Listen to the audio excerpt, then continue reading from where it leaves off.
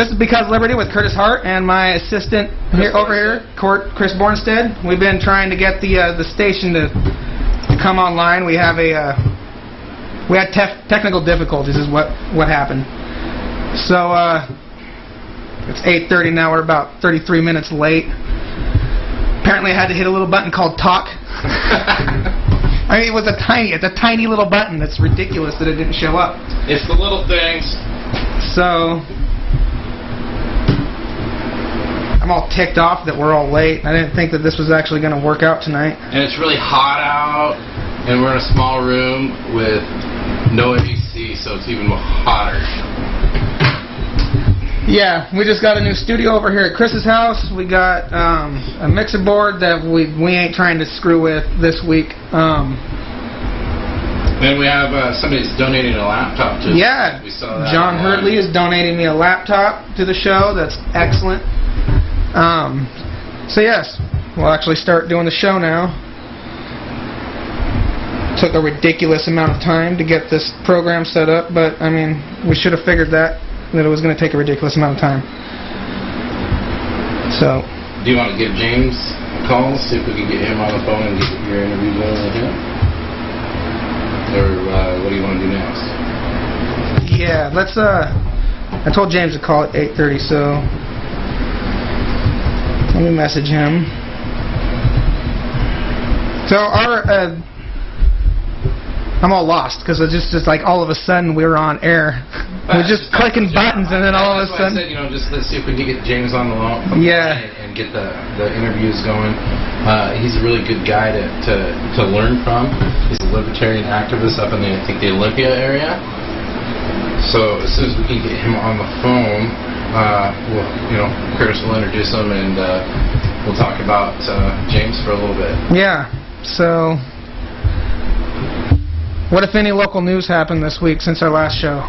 Go ahead and tell us, Chris. You're all. Well, there was a fire at the county admin building that nobody reported on, so I guess we could do that real quick. Yeah, there's a fire at the county admin building. A huge fire. There's some gnarly pictures on Cowlitz County News Uncensored Facebook page, and the Daily News just decided to not print a single word about big, huge fire outside of the county building. Which had to do with the fact that the TDN dropped Monday's circulation. So they couldn't put it in Tuesdays. Yeah, one of the TDN reporters chimed in on one of the Cowlitz County news sites and said that the story had gotten too old by the time they could have printed it. So anyway, so for all those that don't know, yes, there was a fire at the county admin building. Everything is okay. Nobody was hurt. Just kind of scary. Reminds people that it is very hot out and very dry. And that press release? Going into the 4th of July week, Saturday at the lake, or that's where I'll be. But go ahead and read it. You're our local press guy.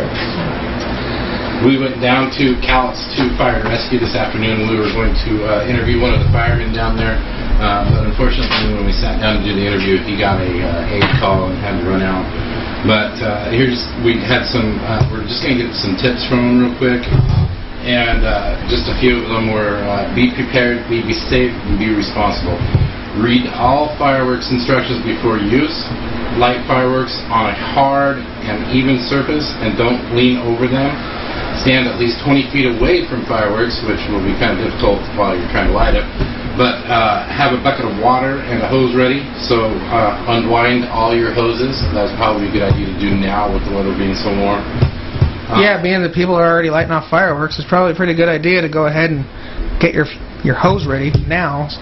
Don't wait till your stuff's on fire. Right. And one of the other tips is to always keep a bucket of water along with your fire hose or with your hose. And when you're done with the fireworks, soak them in water. Just douse them with some water so that way, they don't ignite or, how they can spark up or be warm for a while. And of course, always obey your local laws. So, have you been able to get a hold of James? I'm trying to get a hold of him right now.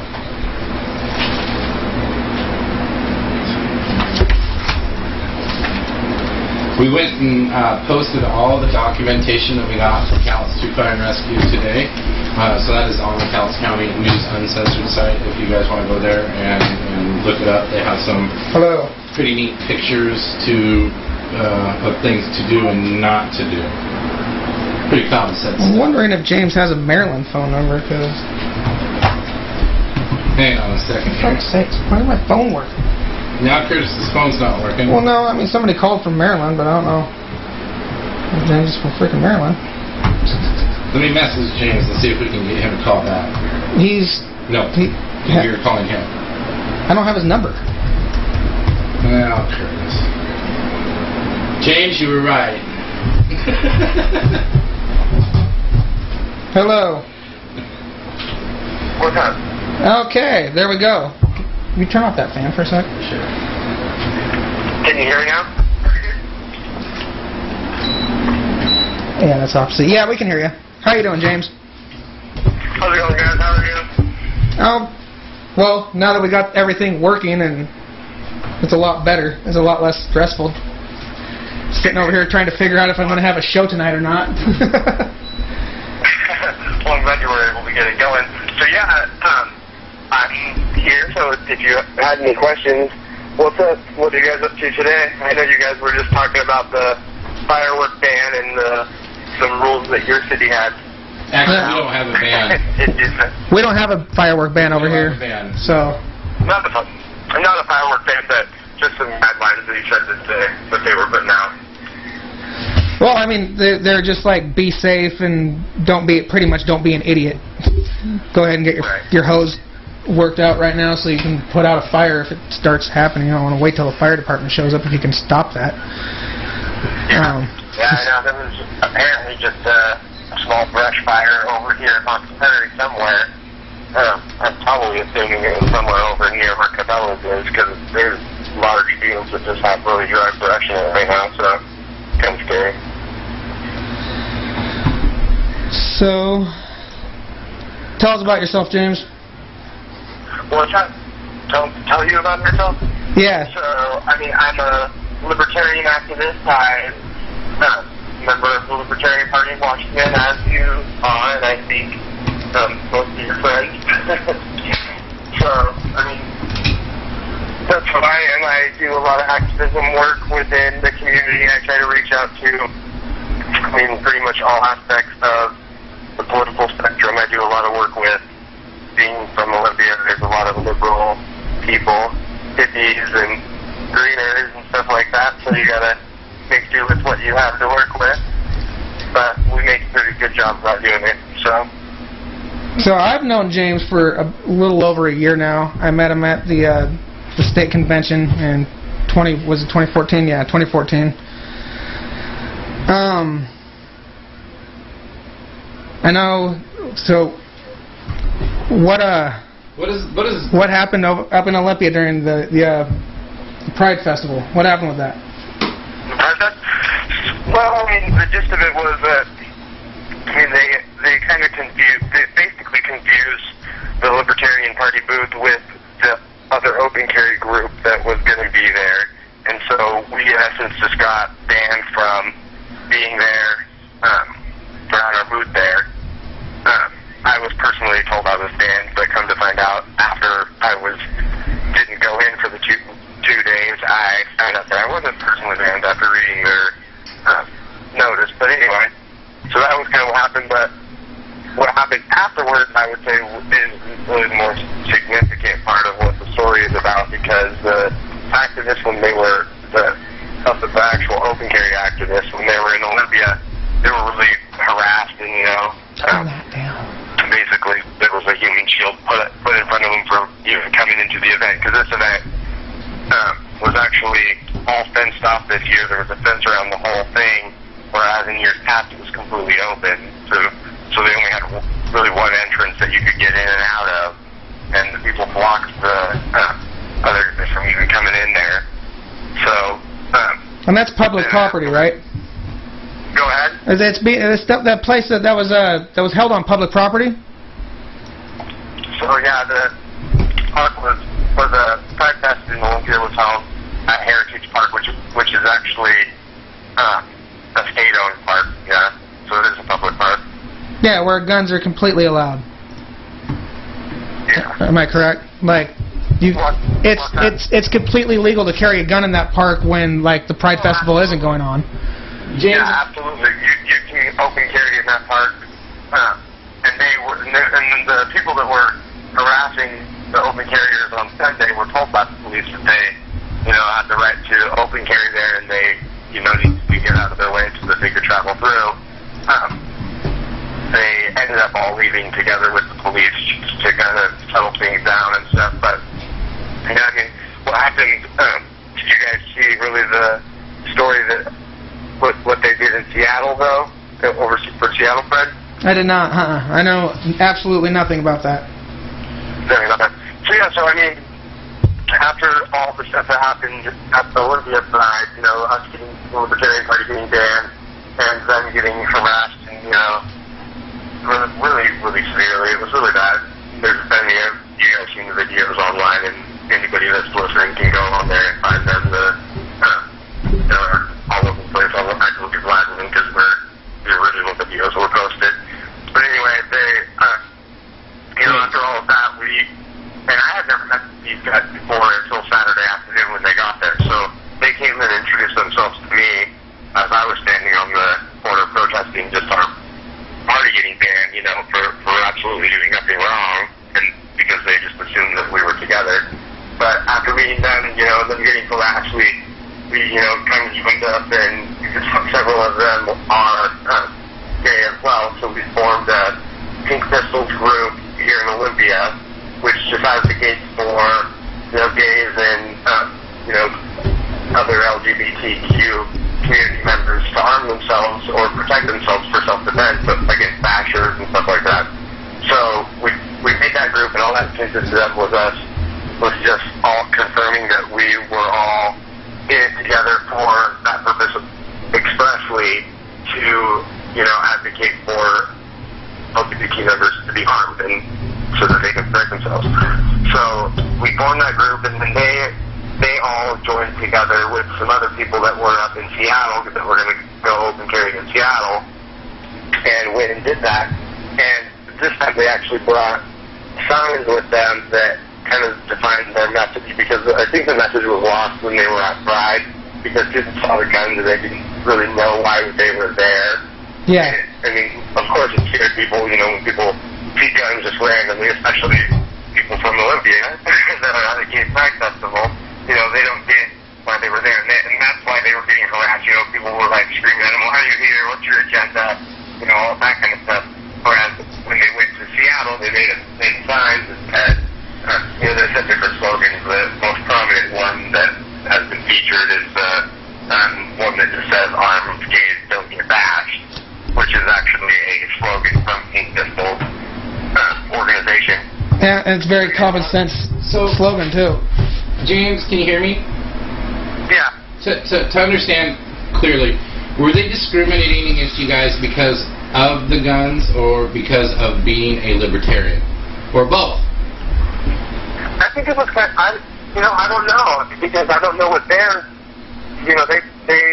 they accused us of having a political agenda, going into this.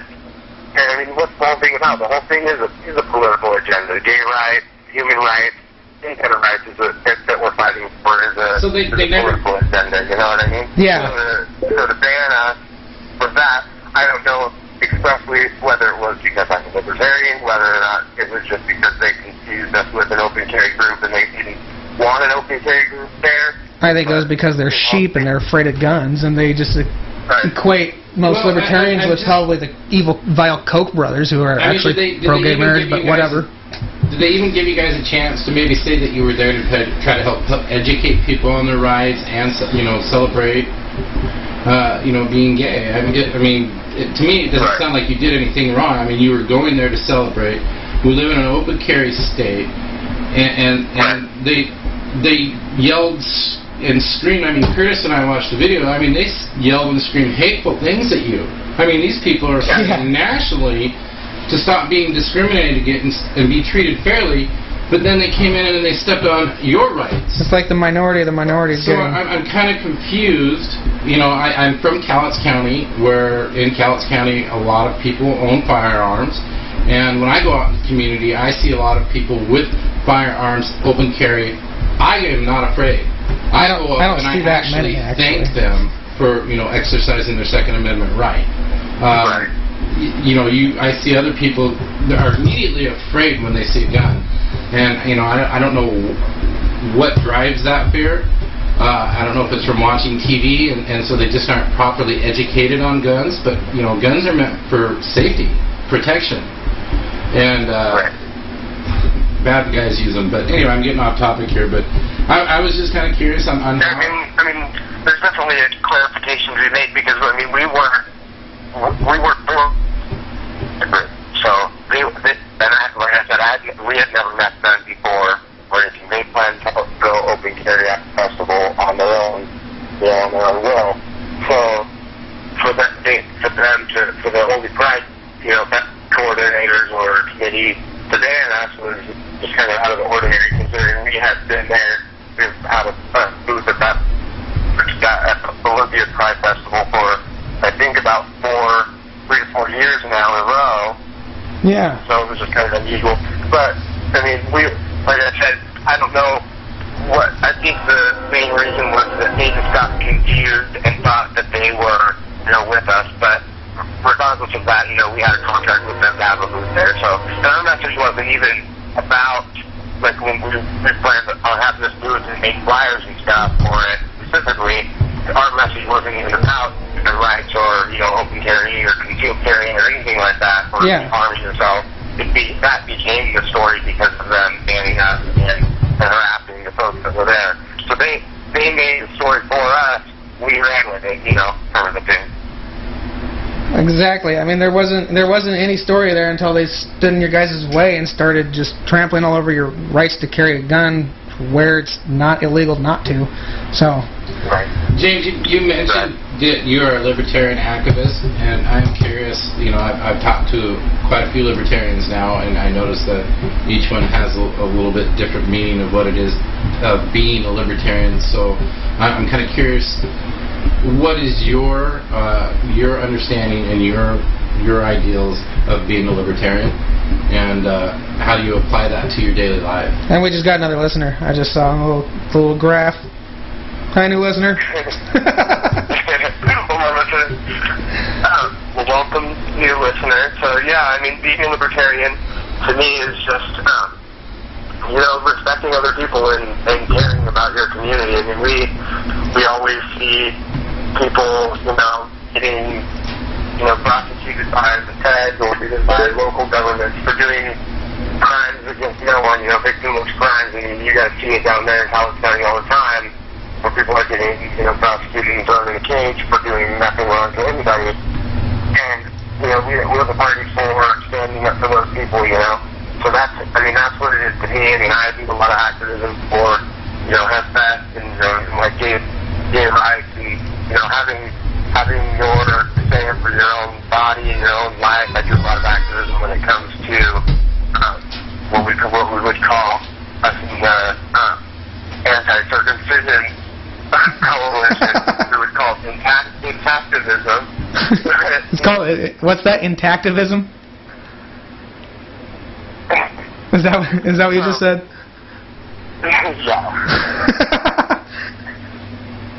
Yeah. So I mean, we just care about people's rights. The integrity, we want people to advocate over their body, you know, when it comes to vaccines. Your right to, you know, say if you want to have a vaccine, you know, injected into your body, you shouldn't have to have that, you know, put into you forcibly, you know.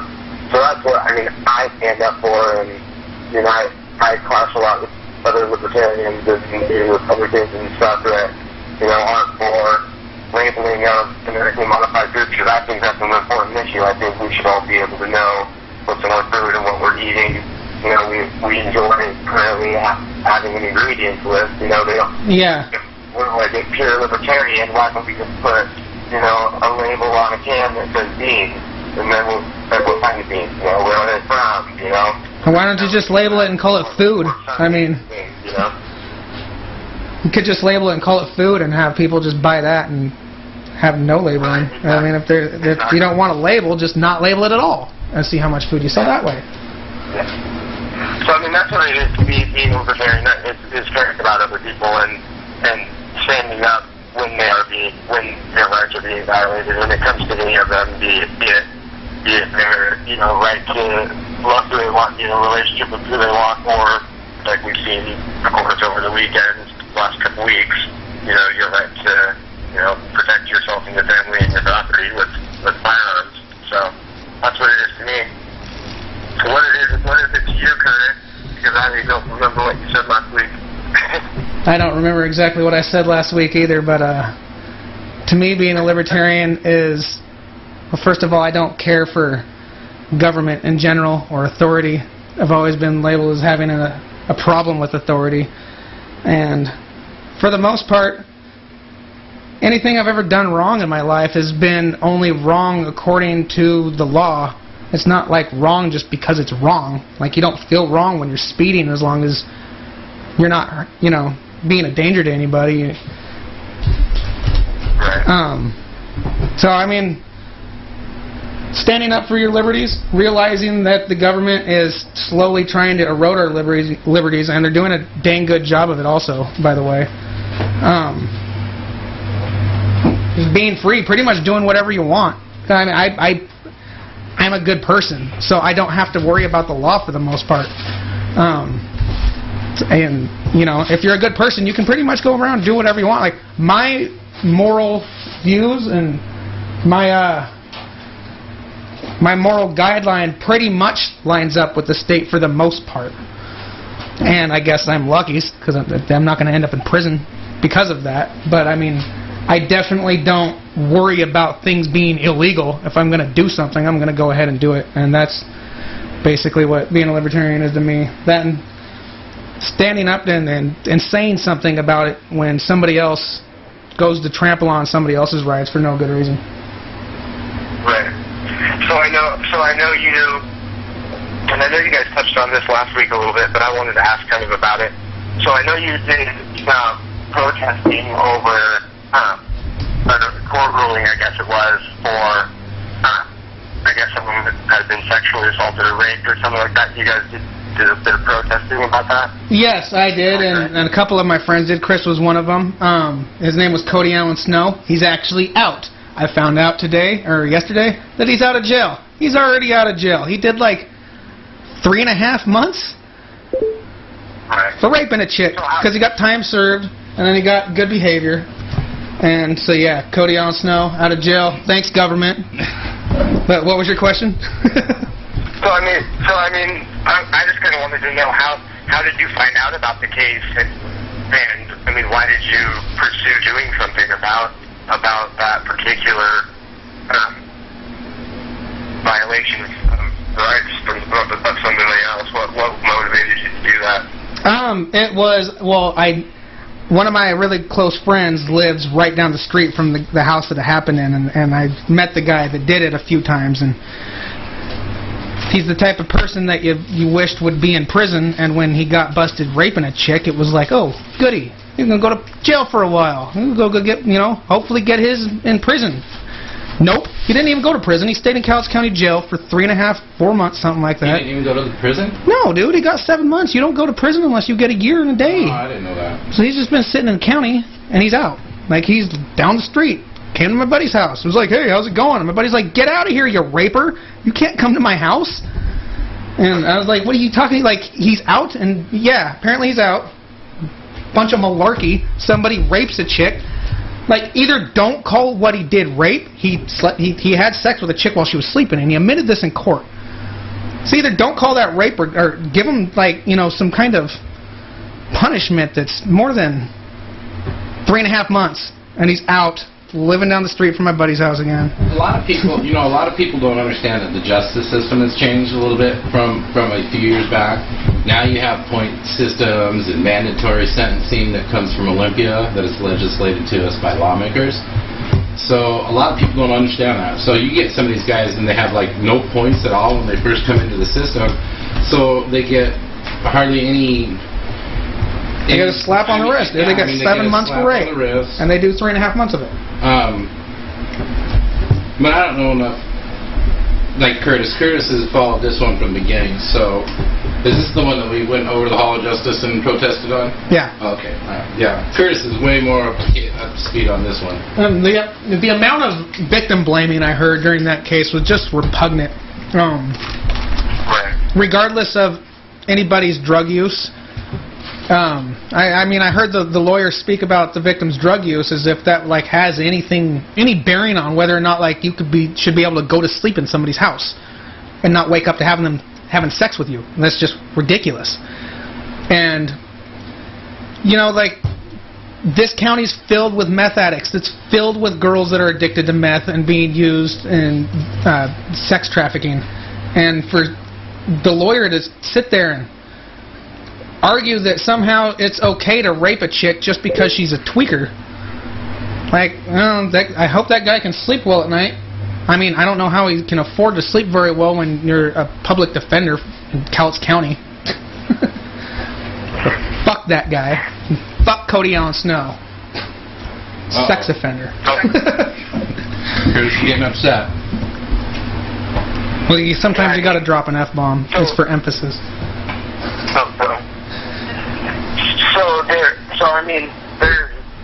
We had, like, I don't know who that was talking. I think it was Chris. Was that Chris? What's that? Who was talking about mandatory minimum?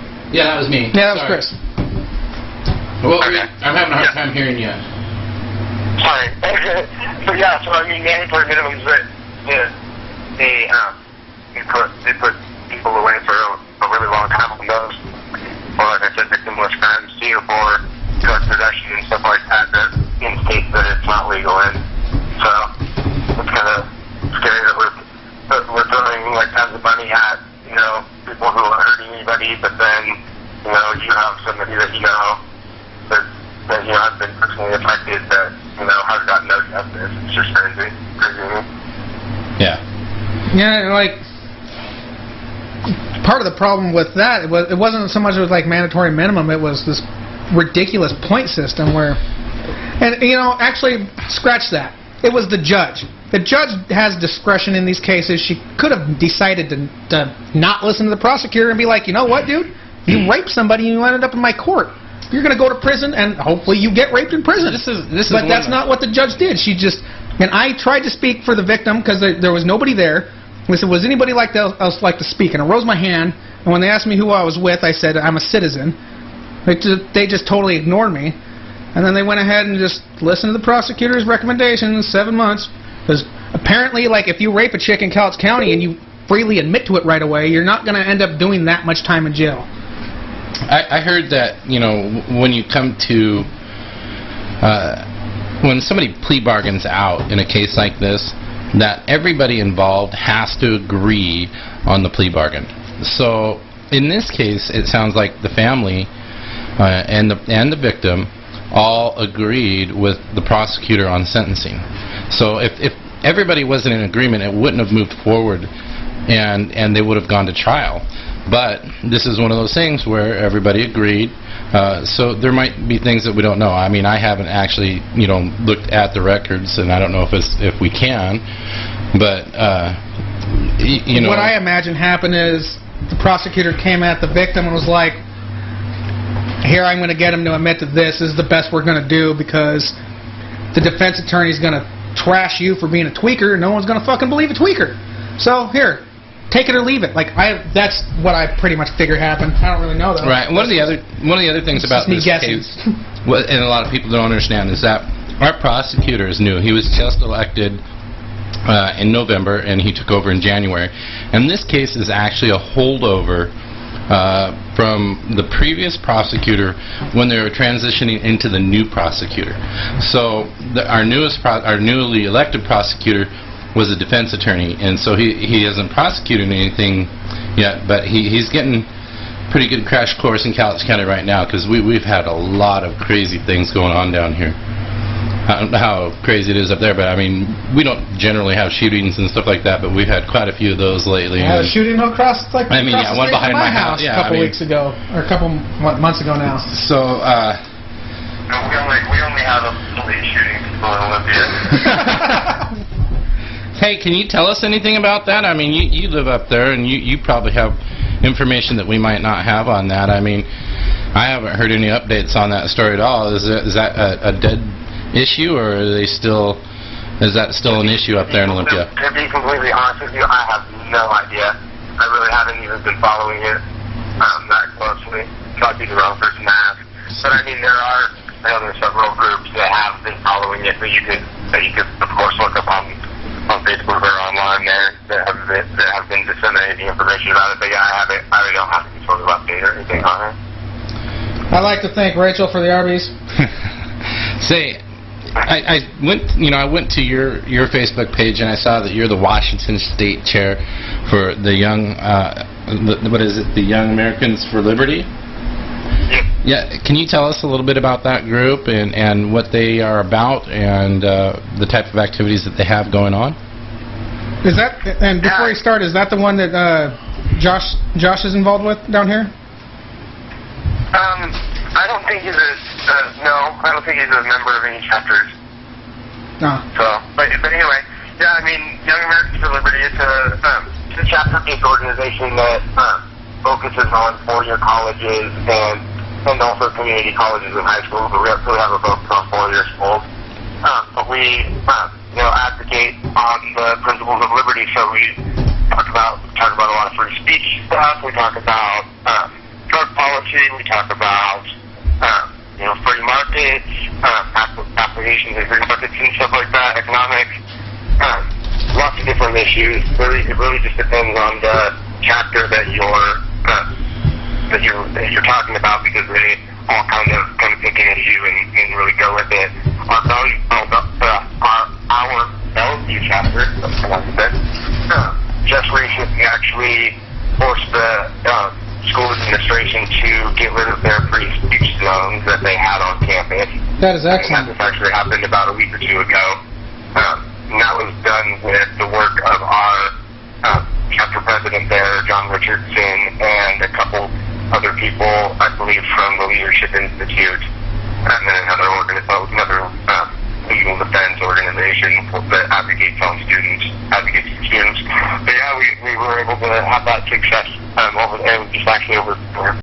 So that's great. So going into this year, we'll be actually able to have the activism events that we wanted to have last year. That they, when they tried to do them, they tried to have a free speech ball, which is where they blow up a really large beach ball. It's probably about 10-foot diameter. Well, that sounds like fun. Ball, and they roll it around campus and have people just write messages on it for a free speech ball. And it's actually a pretty cool activism event that that the Leadership Institute puts on.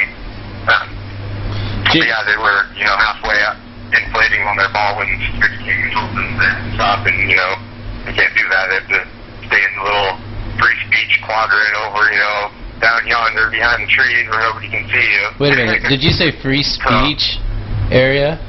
Yeah, do you not know what a free speech zone is, Chris?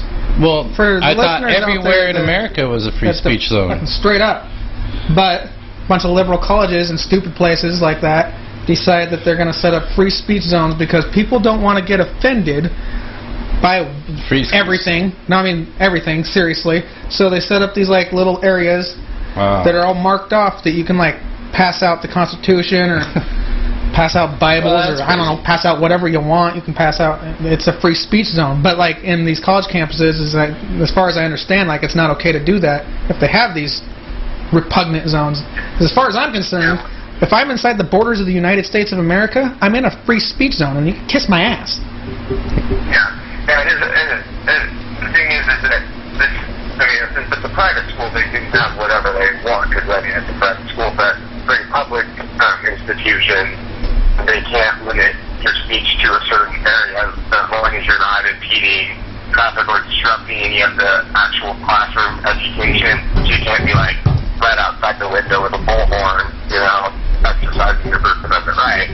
I mean, you can, stop people out of walking and, hand them the pamphlet or something like that. That's no problem. But a lot of schools, they put, like you said, liberal campuses, put in these, policies and nobody challenges that. So they got challenged and, they had to back down on it. So it was a win for us, and hopefully it will be a win for other chapters, nation that have free speech zones on their public schools. Like a lot of them, like in California, have that policy, and we're really going after them down there this year too. So yeah, anytime for getting the word out on free speech and on the drug policy. Like I said, we had several of our chapters doing the Incarceration Nation project this year, which focused on the mandatory minimum issue as well as just other criminal justice reform issues. And what do you do during that? Go ahead. What do you do during the Incarceration Nation event? What is that exactly? So basically, what it entailed was we got all the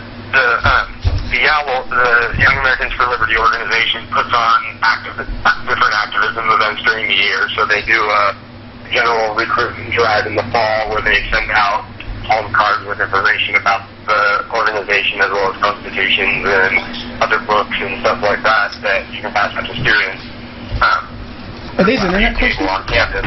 And then they also do a different activism project usually during the spring, which this year, like I said, was the Incarceration Nation. So what they did was it's specific palm cards dealing with mandatory. They had like a personal story of Weldon Angelos. I don't know if you know who that is. He was jailed for a long time in mandatory minimum sentencing. And even the judge felt bad about it, and in his remarks said that he thought it was unfair, but there was nothing he could do about it. And I forget how many years he got. I think it was like 80 years or something like that, or he'll get out when he's 80 or something like that. That's a really long time. But so your phone cards stand out, and then we also did there's a fake jail cell made out of PVC piping. So you stand behind it, you hold it, and you take a picture, and you can post those pictures to our social media accounts with the hashtags "Get This the System" or stuff like that. So it was pretty good. And we still have some of those that we're going to be doing in the spring, but some of the chapters didn't have in the fall. So that's what the Incarceration Nation project is about. Huh. James, I have a question from Jessica Breland. She's wondering how and why did you join the party, the Libertarian Party? So, I joined the party officially as a dues paying member last year at the convention. But I've been sort of a libertarian leading. I guess we do the whole backstory of it. I voted for when I very first turned 18 was in the year 2008, or I believe it was 2008 or 4. When I voted for George Bush. You voted for Bush. Sorry. Hey, it happens. Quite a few people voted for him. He won twice. Thanks. Thanks, James. Thanks for that. No. Hey, we might get another Bush or another Clinton. Yay. Yeah, thanks. Anyways, so to continue on, how did you become a member of the Libertarian Party and why? So I voted for George Bush, then I voted for Obama, and I got... You what? Before, so I, went into the 2012 election, and I was very confused, I was like, politically confused, what's going on, both these parties are not doing what I want them to do when it comes to being anti-war, because I was very anti-war when I was in... Got another listener. Yeah. Yeah, I heard, we went out door knocking with one of our libertarian candidates for city council, and they talked about why the Democrats elected Barack Obama the first time, and that was because he was anti-war. So That's what he claimed. That's what he claimed. Anyway, and he won a Nobel Peace Prize before he even... Did anything. Right. And he won that, right after he got elected, too, so it was he hadn't even done anything yet. Right. Yeah, and now we just sent tanks over to Europe. Now he's known as the drone president, so congratulations, Obama, Mr. Peace. I think that he probably wears his Nobel Peace Prize when he's ordering drone strikes on children. That's just what I... Anyway, you voted for Obama. So I voted for him, then I got pretty disenfranchised, like I said, about the war issue, so, I was looking for something different and watched, just like your previous guest, Michael Pickens, that you had on last week, good friend of mine, told me told me, but, you know, as he said, you know, he saw Ron Paul on the debates, and, you know, he had a totally different message from everybody, talking about, you know, like, you know, they don't hate us because we're free, you know, they hate us because we've been over there, and it totally resonated with me, you know, because that's exactly how I felt, and so I listened to that, and then I listened to everything else that he had to say. Yeah. And got involved that way, so, I mean, it kind of transitioned from being a Ron Paul Republican to being the Libertarian Party after he didn't get nominated, so that's how I kind of got pushed into the Libertarian Party. Of course, I always barely Right. But then you got here, and then you loved the freedom, and then, you know, you decided to stay, right? And then, yeah. You see freedom, and then you never turn back. So. It's hard to go back to being a slave when you see what it's like to be free. Yeah.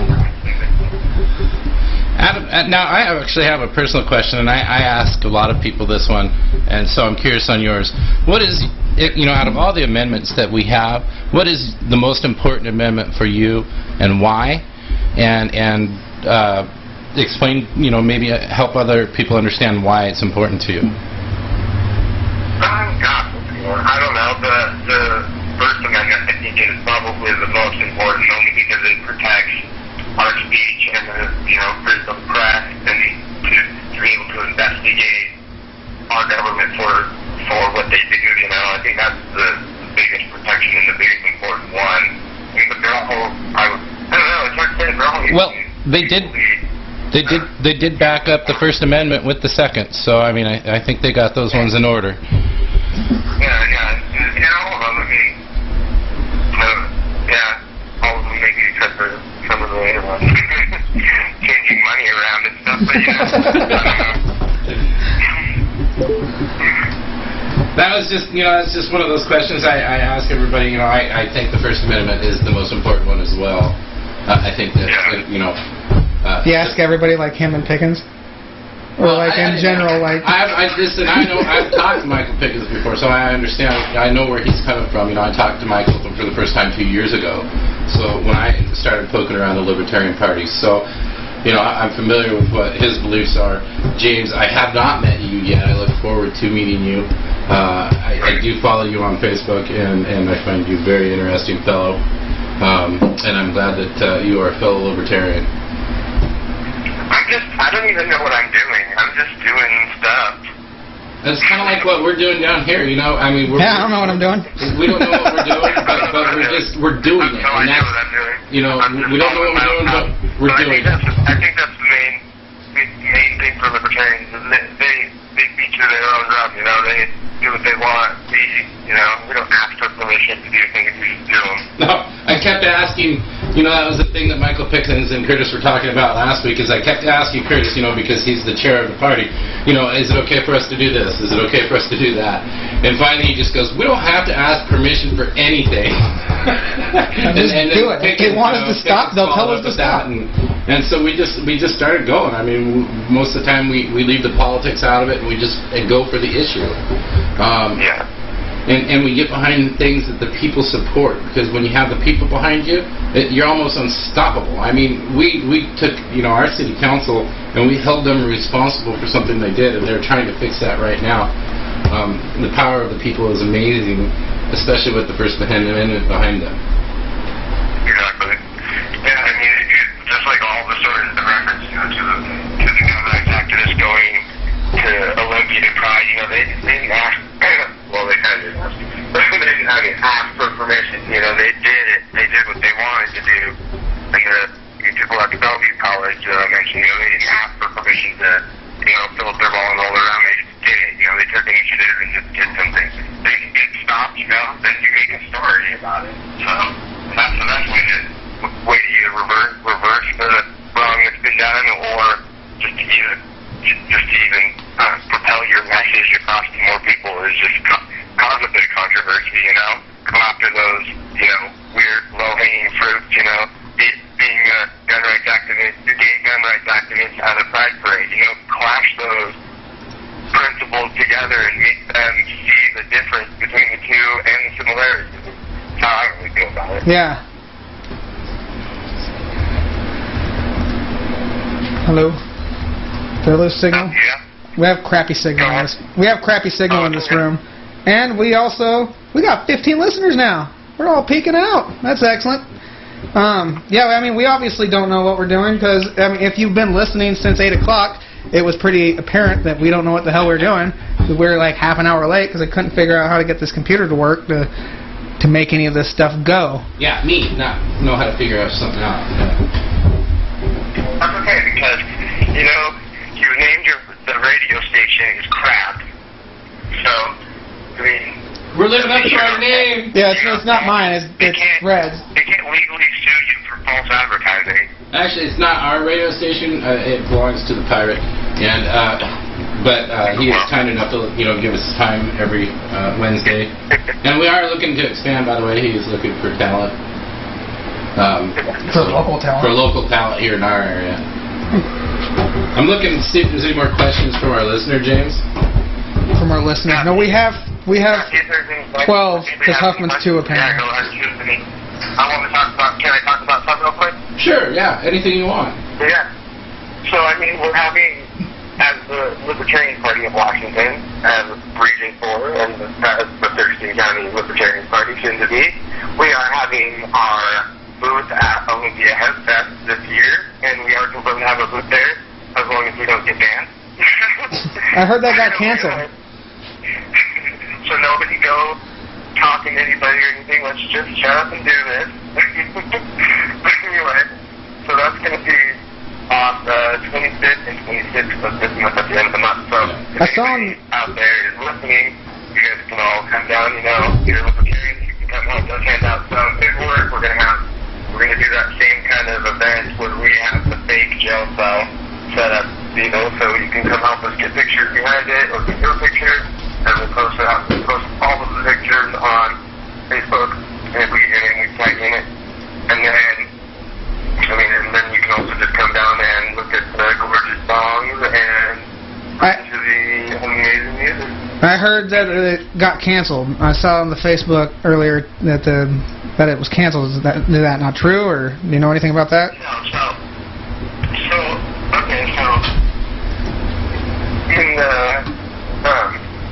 in the world of politics, there's always drama, and so there's a bit of drama apparently within the Olympia Health Fest folks as well. So, of course, that drama can follow me anywhere I go.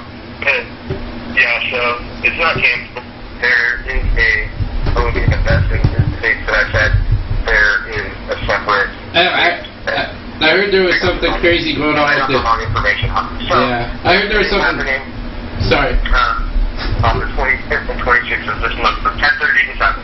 So, be there, be square. Yeah. James, do you know where the industrial hemp bill is up there in Olympia right now? Is it still... Like the status of it?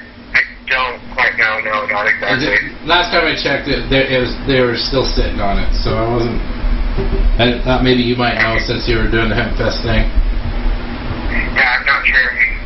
I'm not sure. I don't want to say anything if you're wrong. So, anyone obviously is free to go on the legislative website and look up any of the bills and follow the bills there. Any of the ones that interest you and really study and then follow them. But as far as I know, I'm not sure exactly where it stands. It's completely malarkey that we can't just do it. Well, first of all, it's complete malarkey that there's restrictions on plants at all. That's just stupid in my opinion. But, I mean, after they made marijuana legal in the state, there's no reason why farmers shouldn't be able to grow, like... They should have done that first. Yeah. They should have done hemp first. Hemp first. You don't have to holler. That will be like the next, civil rights movement is the hemp industry. Well, like you can feed chickens with hemp seeds and make rope and all sorts of stuff. There's no reason why. There's no reason why we should have to import our industrial hemp into this nation. This is stupid.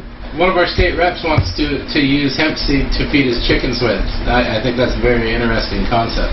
That would make them completely 100% like organic or something like that. Some crazy. Yeah, I mean that guy. But anyway, we don't like to talk about that guy. Screw that guy. You can duel with hemp oil and hemp concrete. So Hempcrete. there's tons of applications, clothing, anything really. This, like, at the very moment you said hempcrete, I got a instant message that said that. No.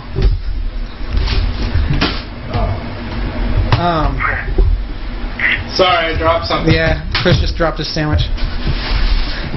It's safe though. I'm not eating on air. That's not good. I did. Okay, Curtis did, but not me.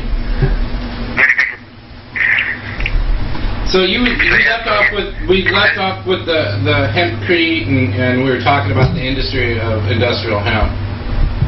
I've been following it too. I know that there's a lot of people that have worked really hard on this, and I thought for sure it was going to That's what I pass said to last turn off. year. That wasn't the computer, man. That wasn't me. What, does any of the listeners got any questions? I mean, I know you're on the Facebook, I can't see your screen, but we have 15 listeners. We did have 17. I don't know what happened to those two other guys. Screw those guys. I don't need to listen to them, I guess. They can come back on, and they wouldn't have heard what I just said, so it's all good. Actually, there's a 20-second delay, so... I'm looking to see if there's any They'll new probably hear me questions say out that if there. they come back on. What's your hope for the 2016 election? Who are you looking for to favor there? Do you have any candidate picks yet, or are you still hanging out and waiting? Well, I was just going to post a post earlier asking where's Terry Johnson, because I haven't heard anything about him. If he's going to get in there, you better do it soon, because I'm tired of waiting. You totally just broke up. Yeah, you were totally broke up. I couldn't hear you. Repeat that. You broke up with Terry Johnson? No, you broke up, like we didn't understand that on the phone. Oh, you didn't hear what I said. I'm sorry.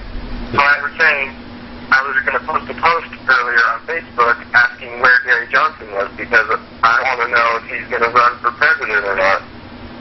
Yeah, I would have thought that he was. I mean, he didn't show up to our state convention because he overbooked himself. I don't know what's with that. Yeah. I mean, when I voted for him the first time, it was because I wasn't going to vote for the other two cheese dicks. But when I met him, and he specifically said, I got to where I am because I did what I said I was going to do, and then he didn't show up to our convention. That's left a sour taste in my mouth. Kelborn Coons would like to know if you ended up getting a new gun. Say that again? One of our online questions for you from Kelborn Coons is if you have gotten a new gun. I'm not sure. I mean, I have not purchased a gun, not yet at least. I want to. I looked at some, I took pictures of some that were nice looking, but they were way over my price range. But yeah, I do plan on getting one at some point. For the reasons I mentioned, protecting myself and my family here, so...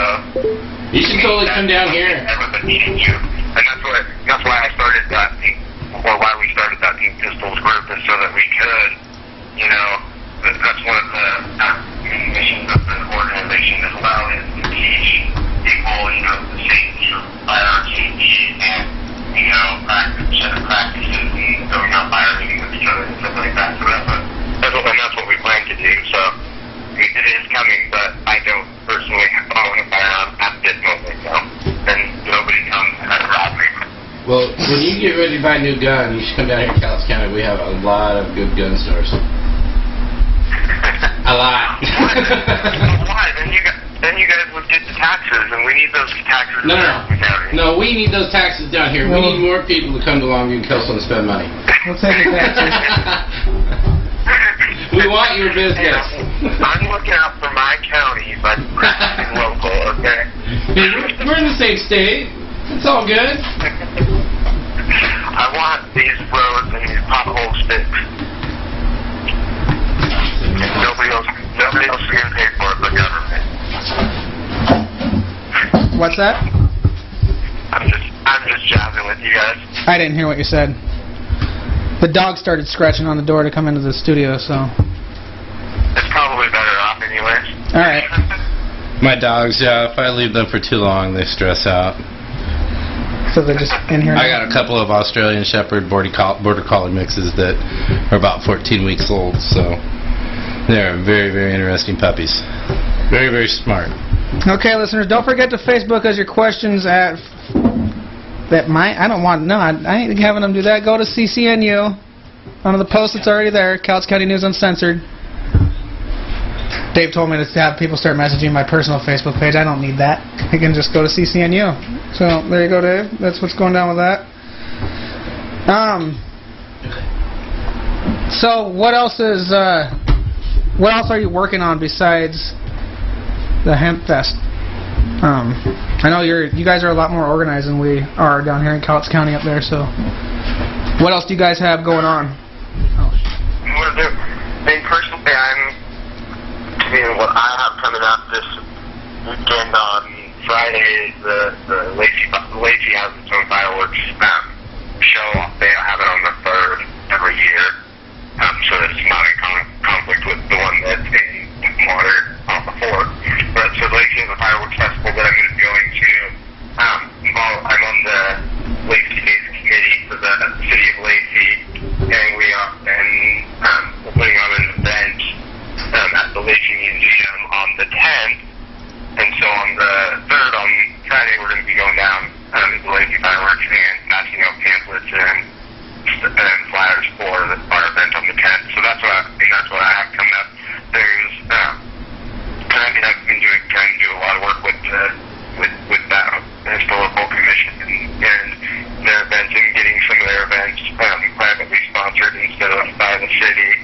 So we got my work actually is sponsoring, because I work at Michael's. We're actually sponsoring the kids' craft there, so they won't have to pay for any kids' crafting supplies this year. And then we also got one of the local businesses to donate some sprinkles and stuff and toppings for the ice cream that we're going to be serving there. Nice. So we're going to be having that event, and then we're going to be having a raffle, and there's kid games and stuff. So, and the antique fire truck's going to be there at the Lacey Museum. It's a really tiny museum. It's actually the building that used to be the very first Lacey City Hall. So it has a lot of history behind the actual building that the Lacey Museum is in at the moment. So the plan is the city is going to build a new Lacey Museum in the next couple of years here, the bigger one, which is kind of a big controversy here because of the cost, and the current museum doesn't really generate any profit, so they're looking at the viability and why are we building one when we don't even have one that is completely functional. So yeah, if it's not profitable, why are we building another one? Yeah, there's a lot of things like that I find interesting. The budget, at least the city budget, is kind of shambles, so that's another interesting thing to look into. So, what did you think about last week's recent Supreme Court decision? I heard we got rid of 3 strikes, amongst other things. For what now?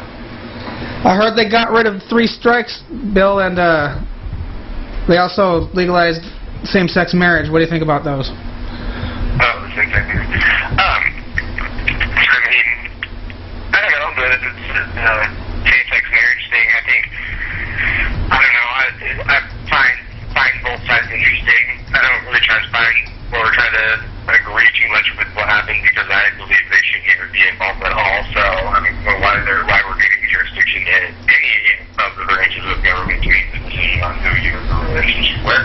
But apparently we have collectively made that decision that that is going to be the way America is going to be run, at least for the near term.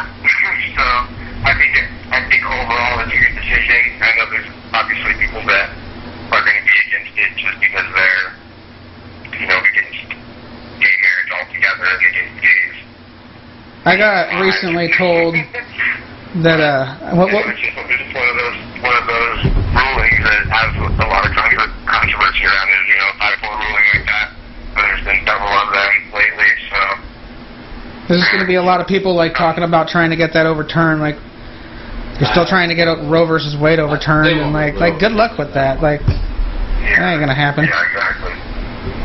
Do you think, hey James, this is a very good question from someone on the internet again.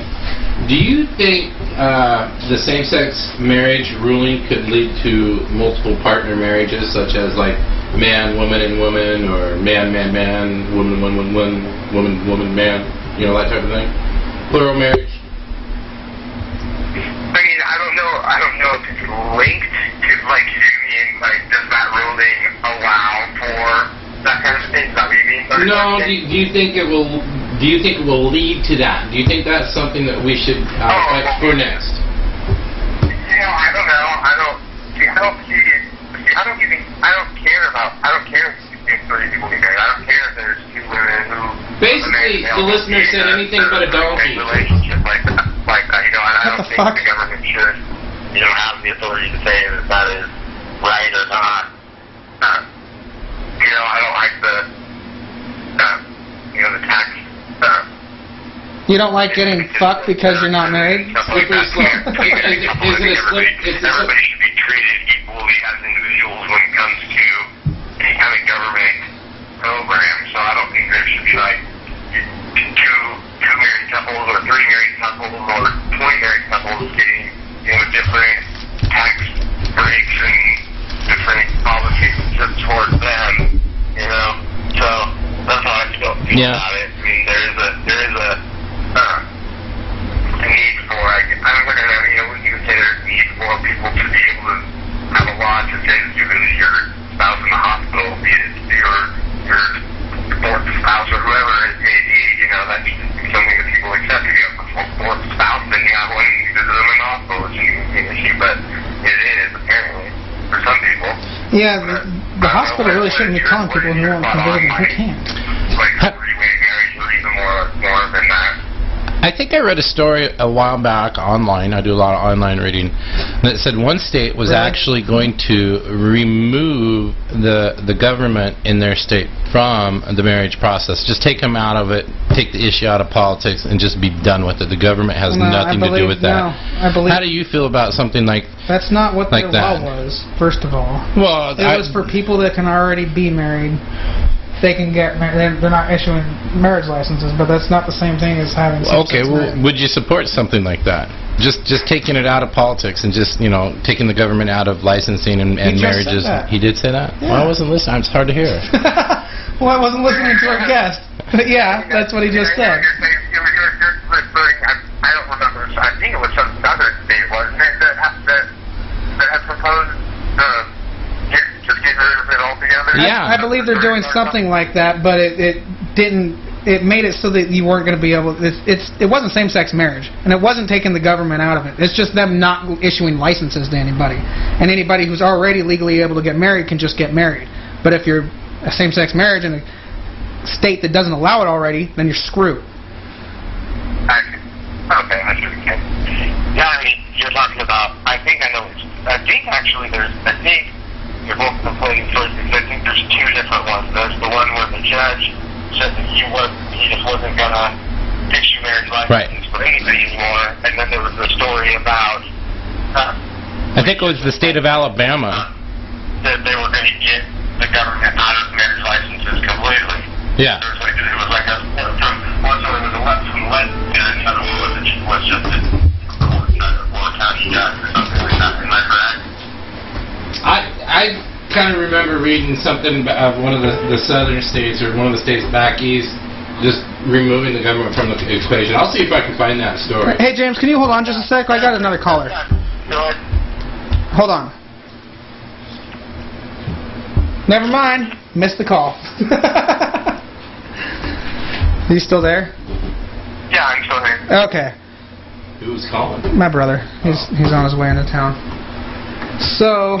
Yeah, I mean, I paid attention. Okay, I think it's weird that I do remember that. I'm pretty sure there's 2 stories. So the one about the judge, he was talking about he was using some clause in their county code or state code or something, saying that the judge, I think the wording was the judge may issue marriage licenses. So he was arguing that it says that he doesn't have it. He's not forced to. He doesn't want to do it anymore, basically. Which I think more about the judge. James. And there's one that I need to talk about that. Mine. I'm looking at this. The legislator that they wanted to get. What's your address? What? Yeah. I'm looking at. I like the second one better. I don't know if I found the story online, and they were. what the code is, but I found the story online. It was the state of Alabama, and they had legislation that was trying to.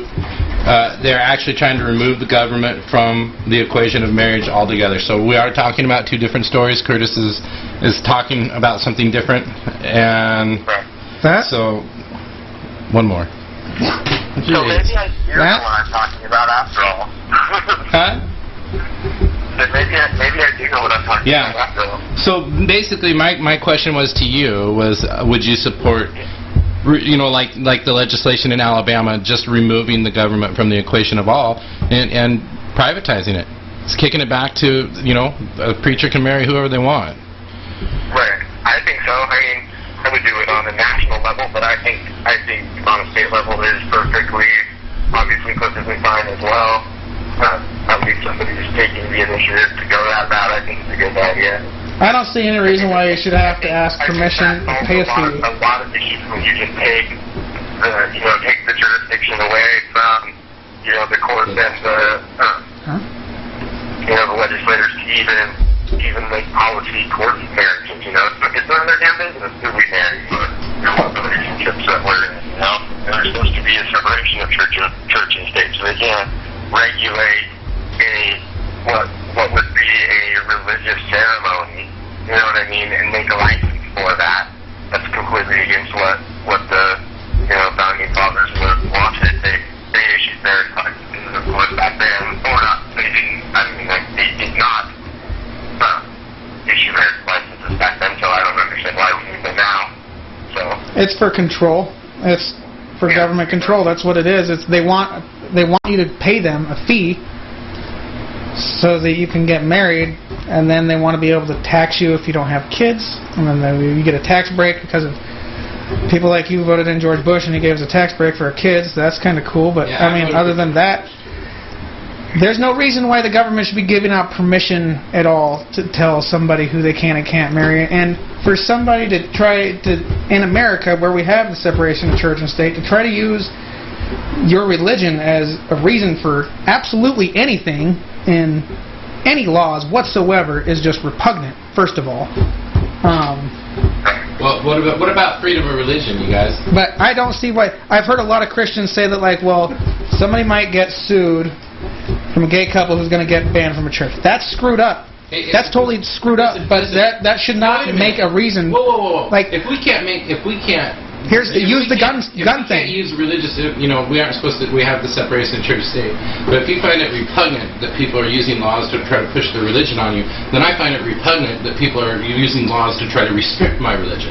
They're not restricting your religion. Yes, they at all. are. They're trying. How? They're trying to stop all kinds of Christianity. It started with taking the prayers out of school to not even be able to pray in public. You can pray in public. I pray in fucking public all the time. What are you talking about? Where? Name one place you can't pray in public. Name one school where you can't pray. Because according to the Bible, you're supposed to be praying silently in your room. Well, so there's no reason really to be praying in school to begin. Them holding prayers at school here in our area. They don't need to be. They do at the private school. They do it every single one of the private schools around here because they're all religious. You're missing the point. If we can't make legislation that is based off religion, then we cannot use legislation to restrict religion. We can't do it. Well, no shit. Well, we just. So question then for you. So how do you feel then about New York City or maybe because they wanted to build the mosque in New York City near 9/11? So you would be fine with them building the mosque there because we have listen, the religion? I personally think that's a dick move. I feel that if we start, right? I feel that if we start religion, then we'll start restricting other religions and starting telling other religions that they can't do anything. The idea of freedom of religion in this country is for people to be able to worship or not to worship, to not have laws that restrict, to not, it's crazy. I personally see, Christians getting a hard time. I guess, Curtis has a different view on that. They got a hard time, then they get a thick skin. Well, no, They need to grow some balls, and if they want to I agree. I think the churches should burn their tax statuses and start fighting, but that's just my opinion. I've heard the argument that, my church might get sued. That's just like saying you shouldn't have a gun because you might go shoot somebody. That's the same exact argument as we shouldn't allow gay marriage because they might go and sue a church for not allowing them to get married. Personally, I don't feel that a church has any business whatsoever marrying anybody that's not a member. Not just, I go to your church sometimes. I mean a freaking member of your church. Because really, it says in the Bible something about not, having money changers in the synagogue. Basically, you shouldn't be making money off marriages to non-members. That's just stupid in my opinion. So right there, we they're encourage opening debate themselves in the Libertarian Party. You open yourselves up to that. As soon as you start saying, okay, the public can get married here, we're going to allow the public to get married here, but not those members of the public because we don't like them, but we'll take everybody else's money. They ain't members of our church or congregation. That's just, it's just like they're selling themselves out as far as I'm concerned. So, yeah, as far as I see it, that whole argument that somebody might sue isn't a good enough reason to restrict somebody else's individual liberties as far as I'm concerned. That's my rant. Hey, like I said, libertarians encourage debate. James? Right, there's always a debate to be had with a libertarian circle.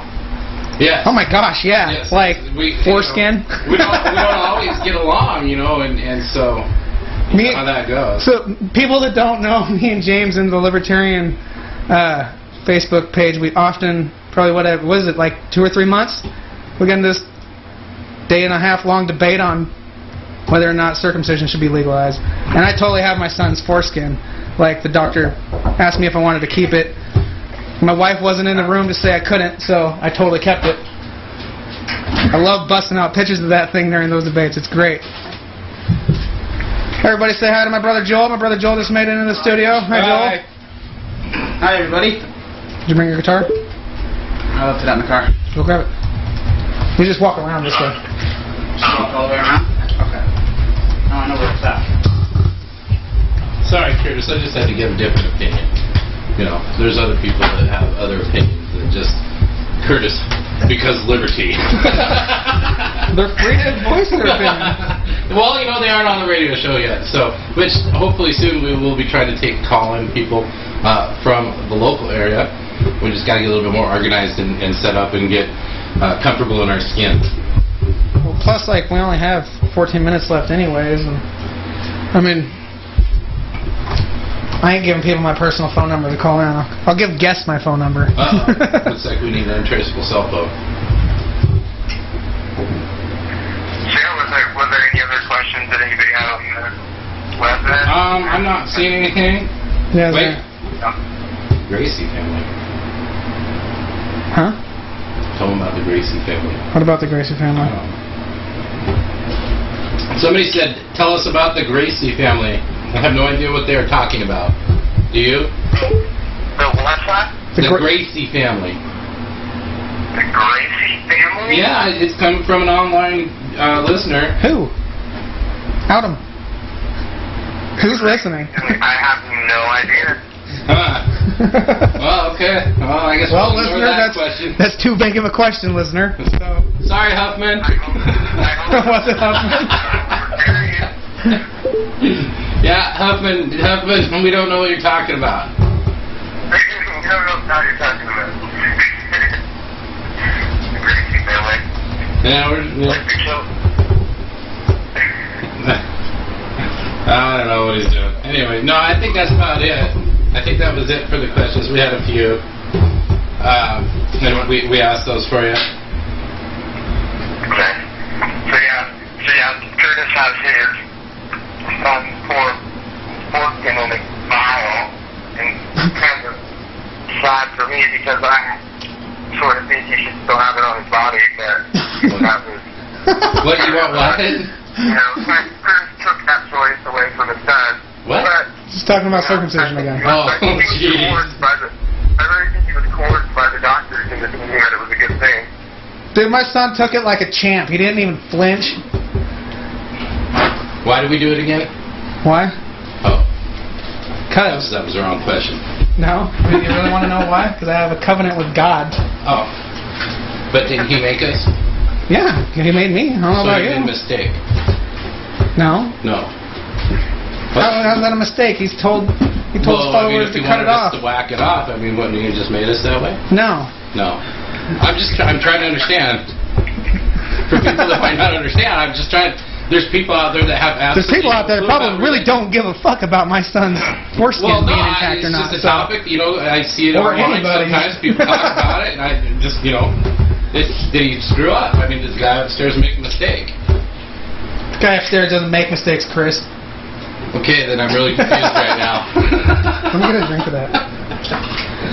Sorry. My brother's here, and he's going to play some guitar for us. Like the background music.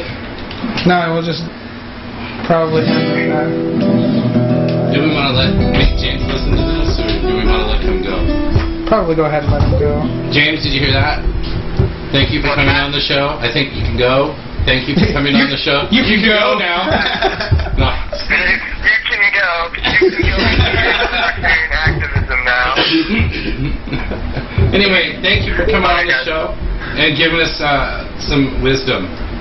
That is always good. You're welcome, guys. And I thank you guys for doing this. I mean, you guys have taken action, and it's really cool. I hope you guys, all the success there is going to come your way, and I will be listening in every Wednesday at 8. So. Yeah. Every Wednesday at 8. Just to let you know, we got 3 libertarian candidates running in our area, and one is wearing unopposed. So and one independent that we're right, backing. one independent. But just to let you know, come to his term, we'll have one libertarian elected in Cowlitz County. At least one. At least. And he's on the school, and he's going to be on the school board. He is. Yeah, he'll be on the school board because he's running unopposed. Yeah. Yeah. That's how you win. Either way, he's elected. One vote. No, I'm just kidding. Anyway, thanks for calling in. All right, guys. Have a good night. Well, have a good night, everybody. I will talk to y'all later. Okay. All right, bye. Bye. So, what song are you going to play for us here? What are you I'm just gonna kind of make it up as I go along. Stairway to Heaven? It's called The long Because version? Liberty. Oh, so for the long version of Stairway to Heaven. Well, I can do that All too. 12 minutes of it. Yeah, you can probably listen. No, I'm just kidding.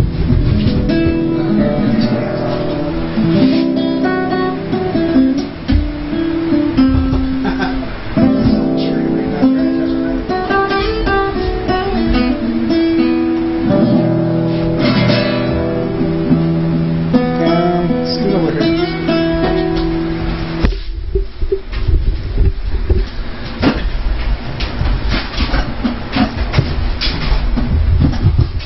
So yeah, listeners out there, this is my little brother Joel Hart, Jammin' Joel Hart. He was named by what was it, Marconi? Yeah. He was part of the Marconi band on the now dead KUFO, which isn't missed because we have KRAP.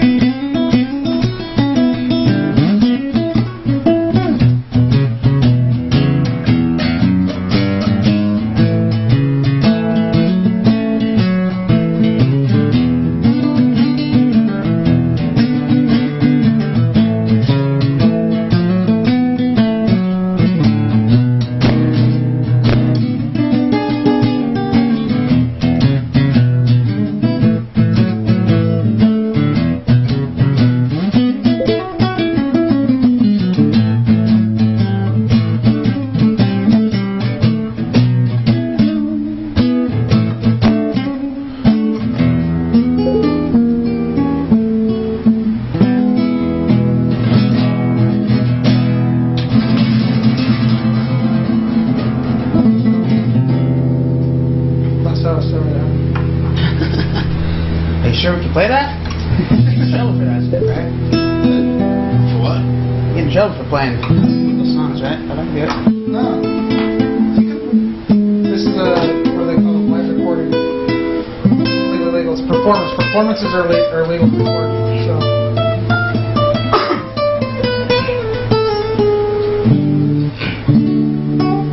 Waiting for Antonio Banderas to jump through the door.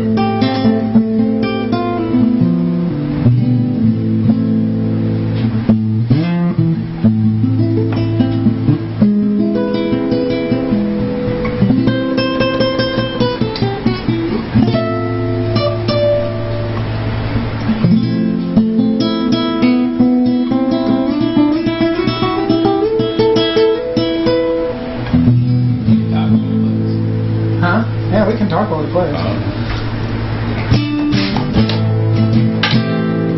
know what I want to talk about. Usually when I hear this song, I just want to relax. It's like,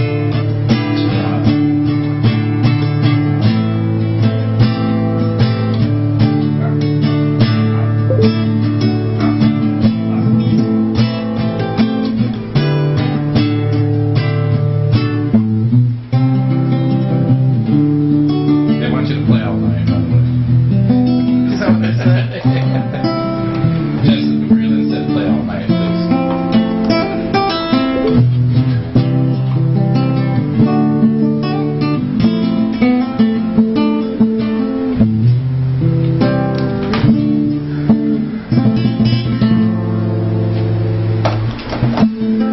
I like one of the points that James brought up earlier with people like being free.